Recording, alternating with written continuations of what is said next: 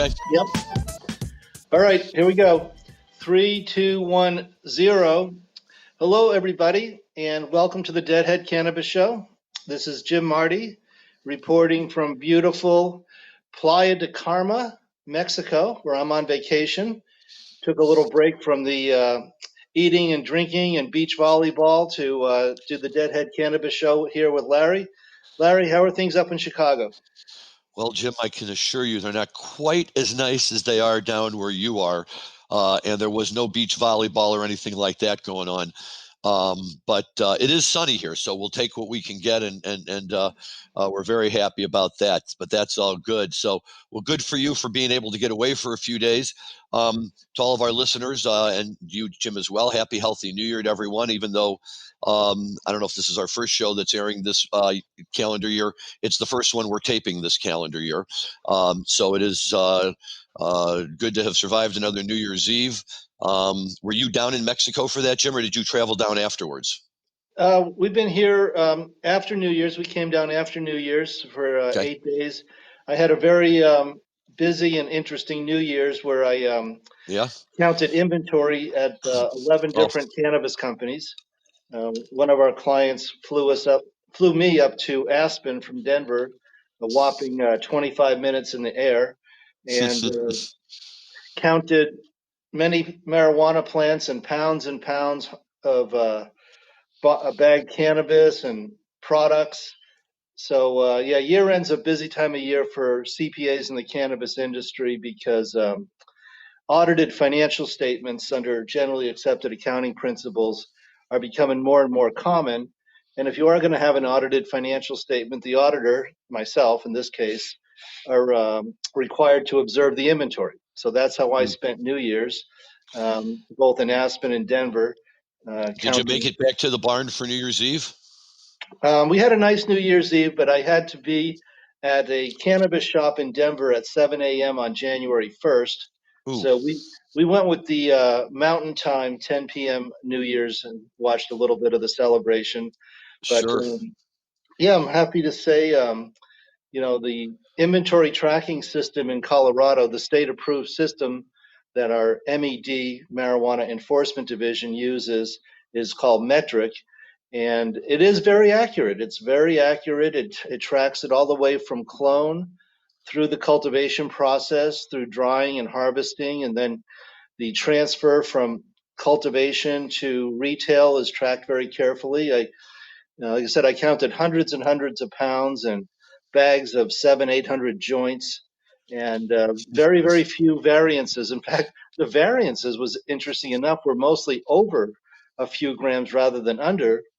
And the reason for that is the cultivator will maybe over a few grams or 10 grams, allowing for water loss, but he'll log it in the metric system as a pound, and then it gets weighed at the dispensary and it comes in a few grams over 452. So I was very impressed with the accuracy and the way that system works. And of course, what the Met is interested in is several things. That tracking the product so it doesn't go out of state or go to minors, tracking it so that the state of Colorado collects its proper taxes. And of course, if there's a product that's causing an illness, they want to be able to track it and recall it. So I had a very interesting New Year's, and that's what I was doing. As soon as I got done with that, I got to get on a plane at DIA and we hightailed it down to Mexico. Nice. Well, good. That's a great place to be. Very enjoyable. Nice to get away. And, if you have to socially distance, that's a good place to have to do it. So good for you. That's all very good and exciting. Yeah, we had a very calm and mild New Year's Eve up here. It was chilly. There wasn't a whole lot to do. So we stayed inside and watched the Fish Dinner and a Movie, which was the 95 New Year's show. And their big famous chess match with the audience, which I'm not much of a chess guy, but they certainly seemed to be into it. So that was fun. And then right at midnight, I went to my standard, which is the multi-CD set closing of Winterland, the December 31st, 1978 show when they closed down Winterland. And that's like a 4-hour show. that, to put it in perspective now, when we used to see the New Year's shows, they would start the first set at 10 p.m. and be over by 2. This show started at midnight when they did it originally, and they played till sometime around 4 in the morning. And although I didn't play the entire show and stay up until 4 in the morning, all you really need is that Sugar Mag Scarlet Fire really right at midnight, I think, is a great way to launch the new year. It's a lot of fun, and the very small crowd that we had over here enjoyed it very much. And always fun to rock in the new year with the boys. Some quick local news before we get to our guest today, Jim. First of all, I know we've been talking about sales, and we've been looking, you were showing us the numbers from Colorado. Well, the numbers are in on Illinois, and Illinois' total combined marijuana sales, so both medical and adult use in 2020, is going to break $1 billion. Nice. And, for us, that's just absolutely amazing. And again, understanding that the entire market right now is controlled by the medical people. They obviously have all the medical licenses, and they're the only ones that have active adult use licenses while we wait for the state to award any of its other licenses. But that's just an amazing amount of money. And for those guys who went medical and really had to, make it through the rough, tough times, this is a good place to have come out on the back end, and financially going to be very well worth it for them. That is good news. Glad to hear it. We have great hopes for 2021 to be a great year for the cannabis industry. I think we'll be approaching 50 billion in legal cannabis sales, with about the same amount of still illicit market sales going on. So the trend is in the right direction. The companies are getting very large. We're working with much larger companies now who are coming into Colorado and acquiring the mom and pops that have been in business for 10 years. And they're burnt out and they're ready to move on. So these large companies are raising $7, $8, $10 million, and then coming in and buying 4 and 5, cannabis shops. And then the price in Colorado is still around 1 times revenue. So $1 million a year dispensary will sell for about $1 million. However, you'll be interested in this, and I won't mention any names. One of our Illinois clients just sold for 2.5 times sales. Yeah, we've been hearing really good things over here in terms of sales. And look, with a market like this right now, who wouldn't, be willing to pay top dollar to get into it? Because it's only going to go up. It's going in a great direction. And, if we want to talk about the long-term prospects for legal marijuana, we have to stop and take notice, to what happened to the Georgia election yesterday. And to all of our listeners, we're very, very, very political on this show as it relates to marijuana, and not too political as to anything else. So when we celebrate the victory of 2 Democrats in Georgia, it's not so much a philosophical statement of overall political philosophy, but it is a recognition that our good friend Mitch McConnell was never too anxious to bring those cannabis measures that have been passed by the House to the floor of the Senate for a vote. And the hope is now that Chuck Schumer or Kamala Harris or whoever gets to do it will at least let those bills come forward and be heard. Whether or not there'll be enough votes remains to be seen.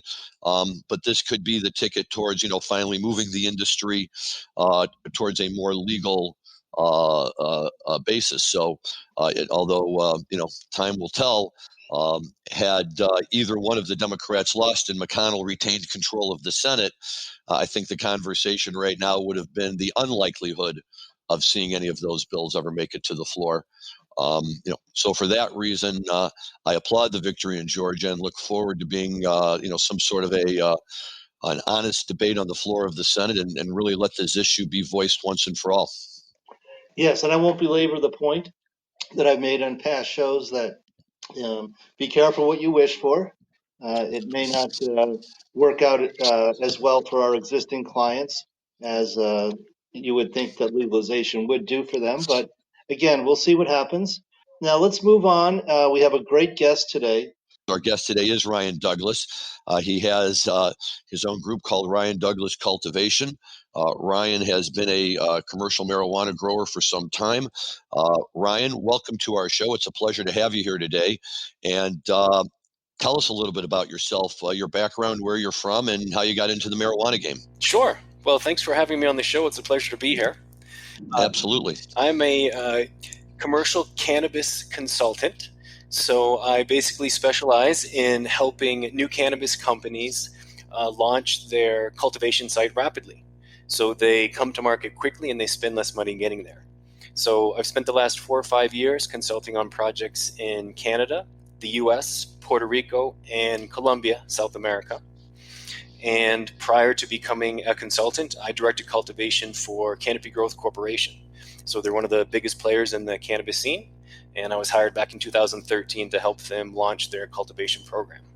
But prior to even touching cannabis on a commercial scale, my background in training is in traditional horticulture. So for 15 years, I was a commercial greenhouse grower of ornamental and edible crops.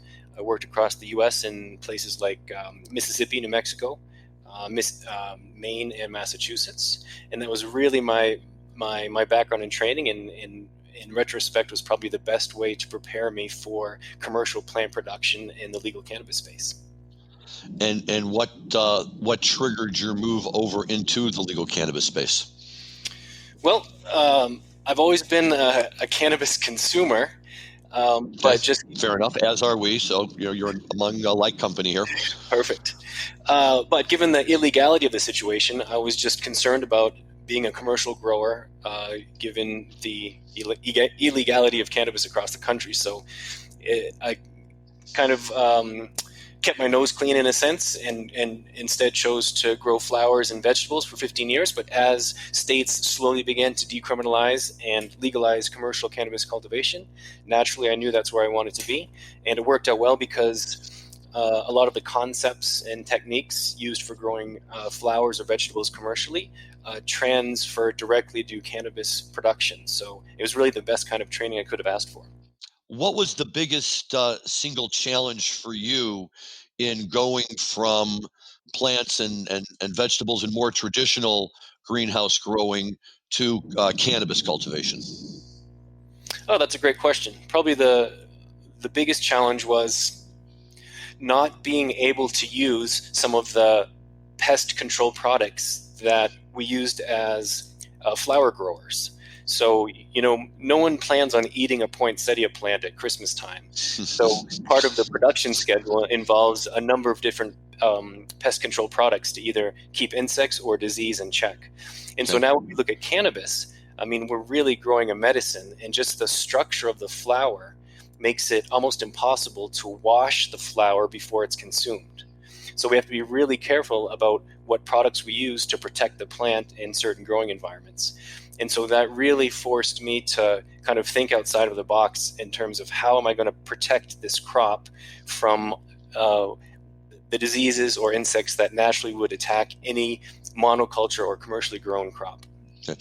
And then other than that, I imagine it's just making sure you're up to speed on all the federal and state rules with respect to what licensing in a particular state and what they can and cannot do and that kind of stuff, and just familiarizing yourself with all of that. Yeah, and that's what keeps it interesting, because when you work with clients or commercial growers in different states and different countries, because launching a cultivation site or operating a cultivation site is pretty straightforward, but the regulations are different in every country and sometimes state to state. So in the US, a lot of states are pretty lax. You can almost do anything you want, and there's some states that don't even test the final product before a dispensary buys it or sells it. So that means the grower is free to do whatever they want, which isn't necessarily a good thing. In Canada, when we started the program in 2013, it was very strict. It was very specific what was prohibited and what was not prohibited. And then in places like Colombia, there are no products that are prohibited, but nothing can show up in the final lab analysis prior to selling the material. So that's what keeps it interesting, is the growing is pretty straightforward, but the regulations are different. So it really causes you to think creatively about how are we going to execute this crop. Is interesting and raises a question that I'm curious about, since you've worked in a number of other countries in the legal cannabis market in addition to the United States. By way of comparison, how strict are the regulations in the United States, and how aggressively are they enforced as compared to your experiences in other countries? So generally speaking, I think the rules are more lax and they're less enforced compared to Canada. So in Canada, they were very specific about what products or methods were prohibited in the process of cultivating cannabis. And we also were subject to frequent unannounced audits from the entity that regulates the cannabis industry. And so these folks would come in roughly once a month, and they would have a list of things that they would look at. And so they would want to look at our standard operating procedures. They would randomly pull one, and then I would need to walk that group to the part of the facility where that activity was taking place. And if my employees weren't performing that task in accordance with the SOP, I was in trouble. So we really had to be on point, and we had to act like we were being watched at all times, because as part of those audits, they would randomly pull security camera footage from a production area. And if they saw anything that wasn't correct, we could be in trouble. So now we compare that to the U.S., and I've been to some production facilities in Colorado, Arizona, and I was scared to go in there. I mean, it's hard to believe that what they're producing is considered medicine, because it's just the farthest thing from any kind of quality management system you can imagine. And these folks aren't subject to audits. Maybe their production license is up for renewal once a year, but that doesn't involve anything more than maybe paying some money and signing a few pieces of paper. So it's different state to state, and it would be unfair to paint all of the U.S. with that same paintbrush. But generally speaking, it's a little bit more lax here in the U.S. than in Canada. And so let's take it to that U.S. level. What's your experience been around the country? Where do you find the states that do tend to be a little more strict in their regulation? If you want to go there, I understand that to the extent you're comfortable with that. Yeah. So generally speaking, I think the newer states that are legalizing cannabis are doing so more responsibly and more strict. So you've got a lot more history in California and Colorado. But I mean, just this past November, we've got a number of states that voted to legalize cannabis, either for medicinal or adult use. And so what we can anticipate are pretty strict, straightforward rules regarding how these facilities can operate and the standards under which they need to produce their cannabis. So generally speaking, I think it's the newer states are going to be more strict, and they'll likely resemble a little closer to what the program is like in Canada. Okay. Now, from your perspective, and if you have an opinion, do you see any correlation in the industry, just in the United States for right now, between the strictness and the aggressiveness with which the regulations are enforced and the quality of the particular marijuana programs? In other words, does a level of enforcement like that tend to be beneficial to an industry? Does it tend to, kind of get in the way of the industry? What are your thoughts on that? Well, that's tricky. If you look at drying cannabis as an example, really getting the right moisture content in the bud and the right cure goes a long way to affecting the quality of the finished flower. So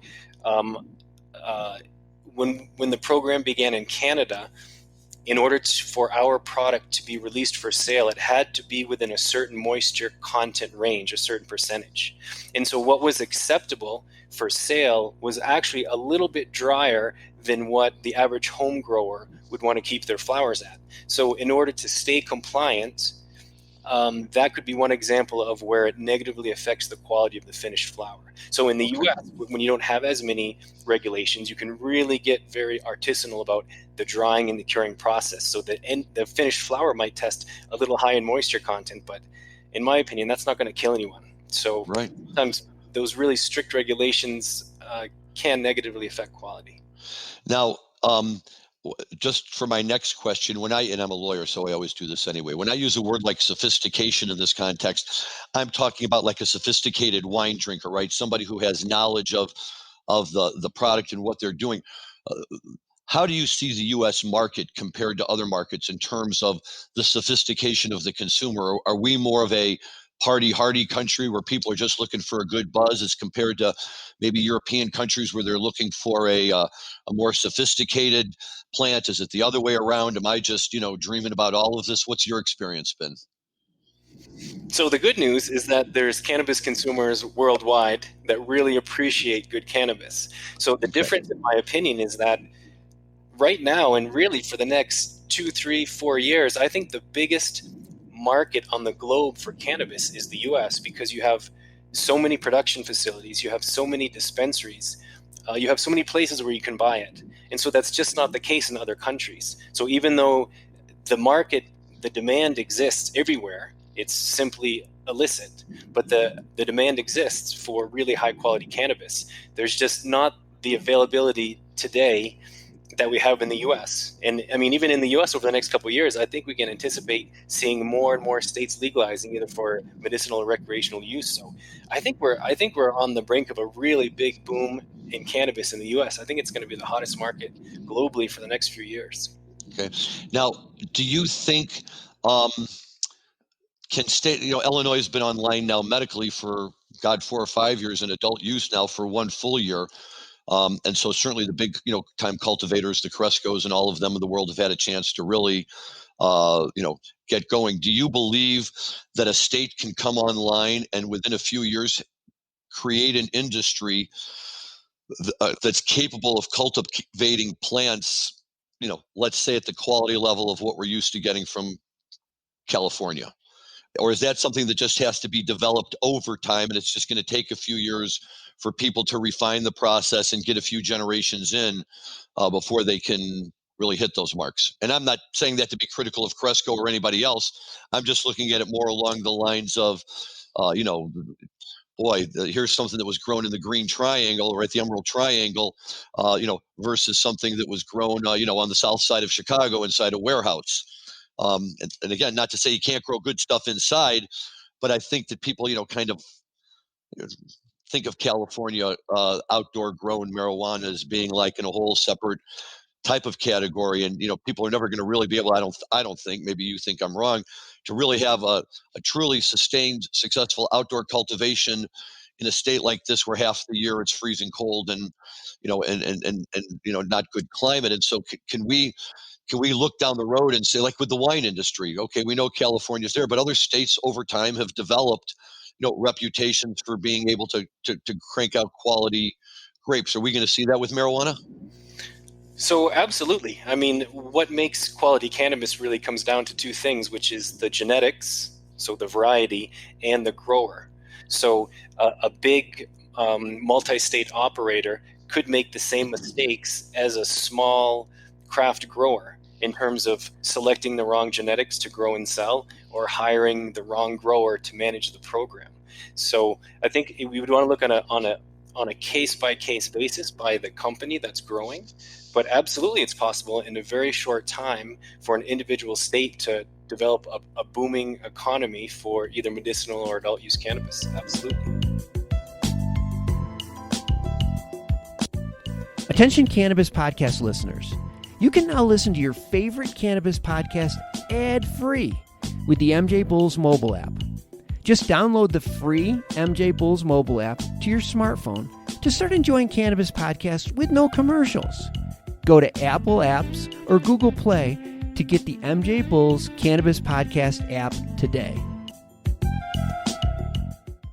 I had a few questions.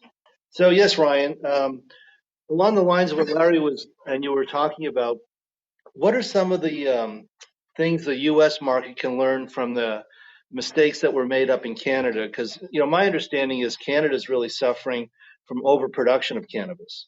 Yeah, so I haven't been in Canada since 2016, so I haven't tried any product from either the big or the small growers in Canada. But when we think about oversupply, we've also got to look at the other end of that, which is the retail outlets. So what I've heard over the last few years is that there's not that many retail outlets in Canada. So if that's the case, then that could be part of the oversupply problem. So instead of really blaming the growers for growing too much, I mean, we could kind of share the responsibility and say maybe the government had a responsibility to really establish more retail outlets so more people could buy the cannabis that's being consumed. But when we flip and look to the U.S., every time a state legalizes cannabis for adult use, the exact same thing happens. Is on the very first day of sales, you see lines around the block of these dispensaries that are selling, and they usually have to limit the amount of product they can sell to consumers, and inevitably they sell out within like the first 2 or 3 weeks. And sometimes they have to close down and they only open their shop for 3 days a week until the capacity builds up. So I think the situation in the US is a little bit different. The demand is definitely there. But the first year or 2 years of an adult use market are often the most lucrative. So those companies that can manage to come to market quickly, to expand their cultivation facility and meet that demand that's there, they're going to do really well. And in those situations, everyone wins, because the business is bringing in revenue and the consumer has a place to go to purchase what it is they want to consume. So it's kind of a win-win for both parties. Very good. And can you just, for our listeners, tell us the name of your book again? Sure. It's called From Seed to Success: How to Launch a Great Cannabis Cultivation Business in Record Time. So what are the mistakes to avoid then if you are thinking about doing say you're starting to build a 100,000 square foot cultivation from scratch? Sure. So probably the top three, I like to think of them as the 3 Gs. It's an easy way to remember it: genetics, grower, and greenhouse. So one of the most common mistakes I see new cultivation businesses make is they launch their facility using too many genetics. So we all like variety, and when you go into a dispensary, there's oftentimes dozens of different flower varieties to choose from, but there's very few skilled growers that can manage more than 8 or 10 varieties at one time on a commercial scale, especially in a startup setting. It's very complicated because you've got a brand new facility, you've got a brand new grower, you've got brand new regulations, and startups generally aren't very pretty, so there's a lot of stuff that goes wrong. And so in that scenario, it's almost impossible to manage too many varieties. And I've had clients in Colombia that wanted to start with upwards of 50 varieties in their very first year of cultivation. And so that is almost impossible. So the first mistake to avoid is too many genetics. I tell companies start with maybe 5 or 8, a maximum of 10, because if you can't successfully launch your company and grow 5 varieties, you'll never do it with 50. So the second mistake to avoid is hiring the wrong grower. Oftentimes, people hire for cannabis knowledge, but not plant production experience. And so the difference is, if you hire someone that knows a lot about cannabis, that's really a cannabis aficionado, someone that knows a lot about varieties and consuming cannabis, they know a lot about the plant, but what they sometimes lack due to lack of experience is production planning skills, facility management skills, and people management skills. And those are just as important as cannabis knowledge when you're working on a commercial scale facility. So minimize the genetics, hire a really good grower. And then the last one is the greenhouse or the indoor facility. And these really need to be designed by someone with experience, by experts. So what I've seen happen with clients is that they try to save money by designing these production facilities in-house, right? I mean, how hard can it be to design an indoor facility? You hang a light and you got some plants under it and there's your indoor facility. But what happens is these folks save a lot of money on the front end because they're not hiring engineers or experts to design it. But then whatever money they save, they end up spending 50 times that over the next couple of years, retrofitting all of the problems in the original design. So when you think about the most common mistakes to avoid, an easy way to think about that is the 3 Gs: the genetics, the grower, and the greenhouse. Well, thank you. That's very informative. Ryan, let me ask you this. Let's pivot towards Ryan Douglas Cultivation, because now this is you going out on your own. Tell us a little bit about this. When did this begin, and what kind of gave you the inspiration to go start it? Sure. So after about 3 years at Canopy Growth Corporation, I knew that all of the lessons that I learned and the mistakes I made and the successes I had would be very valuable to other companies that were about to do what we had just done at Canopy, which was launch a commercial cultivation site in a newly regulated environment. So I decided to go out on my own and really specialize on working with startups in newly regulated environments. So one of my first clients was in Puerto Rico, and I worked with, I think it was the first cultivation facility to get licensed in Puerto Rico. And I helped them with everything from design to genetics acquisition to training their employees. And then from that, I moved down to Colombia. And I've really been working with a number of companies in Colombia to do exactly the same thing: identify appropriate land, design the production facility, acquire the genetics, and help them find the right head grower for their project. So that's really the kind of work that I've been doing over the last 4 or 5 years as an independent consultant. Have you worked with smaller players, like the types of folks, not the Crescos of the world, but the smaller groups, individuals or small groups of people that are applying for cultivation licenses? Do you work with groups that small? Yeah, absolutely. I've had that type of client in Canada and in Colombia as well. Okay. Very nice. And Ryan, tell us what's going on in Colombia. It's a medical model. There's no flower. Is that correct? Correct. So they have a commercial licensing program. So growers are allowed to export product that can only be destined for medicinal markets, and it has to be in some kind of extracted form. So no dried flower, and nothing that's destined for a recreational market. And what is the illicit market like in Colombia? And is it dangerous with the gangs and the cartels? So cannabis, in my perspective, isn't one of the things that fuels the cartels or the guerrilla movement in Colombia. It's other things, different drugs. But cannabis is really it's really pretty benign. I mean, it's really common. It's really easy to grow, and it's very inexpensive. So if you buy cannabis on the street, it's about 60 cents a gram or less. Wow. So not very expensive, and the conditions here are perfect for growing. So a lot of people have it growing on their balconies or in their backyard. It's a very agricultural country, so it's a great place to grow a lot of crops, and cannabis is one of them. So it's not it doesn't have the taboo as some other countries might have. It's pretty common. So are you saying that the prohibition laws on cannabis in Colombia are not enforced? So there's trying to think, it's about up to 20 grams that you can have on your person. And even the harder drugs, there's a certain amount of personal use that's allotted. So they're really not enforcing small quantities, but I mean, you can't fill up a suitcase and fly around the country. Gotcha.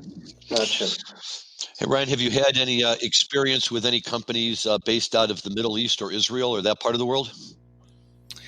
No, not yet. I would love to work on a project there. Okay. Very good. Can you tell us, we're going to switch over and talk a little bit about music, but before we do, two things. Can you tell our audience where they can get a hold of your book? Because I certainly would like a copy. And we'll turn it over to Larry to see if he had any more questions. Yeah, well, certainly we'll find out your book, email address or web page where people can go to get in touch with you. And can people reach out to you and ask initial questions and that kind of stuff, as a preliminary before signing an agreement with you? Yeah, absolutely. So the best way to get in contact with me is through my website at douglascultivation.com.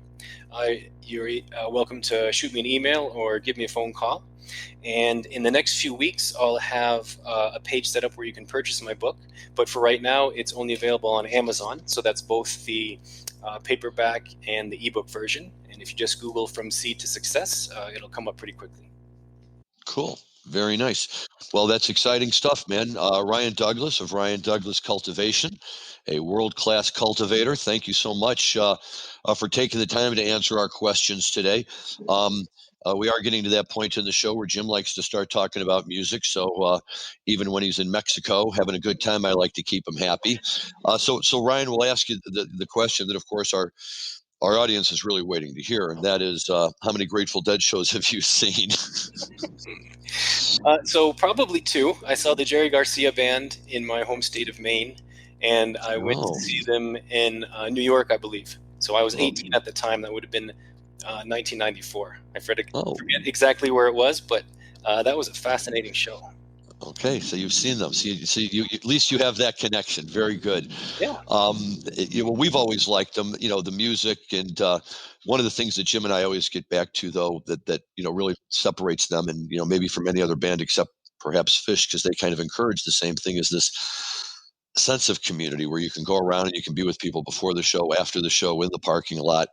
And one of the features of a good Dead show is you can bring good weed and make a lot of friends, or you don't have to bring any weed and still make a lot of good friends.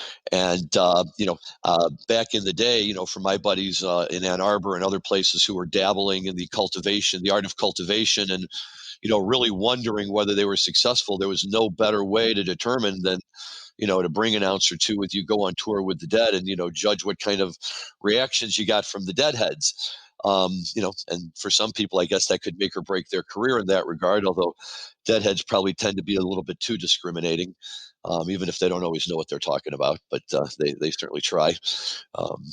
For every time you go to a Dead show and you find a Deadhead, he goes, "Oh, you think your stuff is good, man? Try mine. Mine's the best stuff ever." And it keeps people moving and having some fun.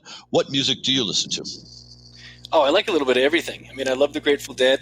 Since I'm a smoker, I like reggae music a lot. Okay. I've spent 5 years in Colombia, so now I listen to a lot of salsa and reggaeton.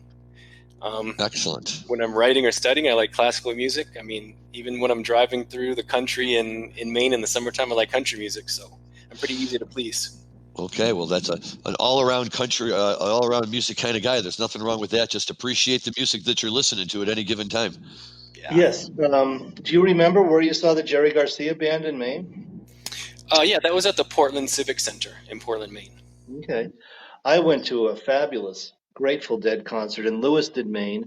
I believe it was in 1980. Wow. And it was a great long show. And one of the things I remember about it is there was a pretty long set break, and there was these guys that opened up their van, and they were a mobile tattoo parlor, and people were lined up to get tattoos. You could have your Grateful Dead Steal Your Face tattoo in time for the second set. Hey, Jim, Lewiston, isn't that where Muhammad Ali beat Sonny Liston back in the day? It could be. Okay, I'm wondering if you didn't just wind up walking into the same darn arena where that happened. But Ryan, it was at the fairgrounds. Oh, at the fairgrounds. Okay. At the racetrack. Cool. Very, very nice. So a nice day when you could be outside and enjoy yourself.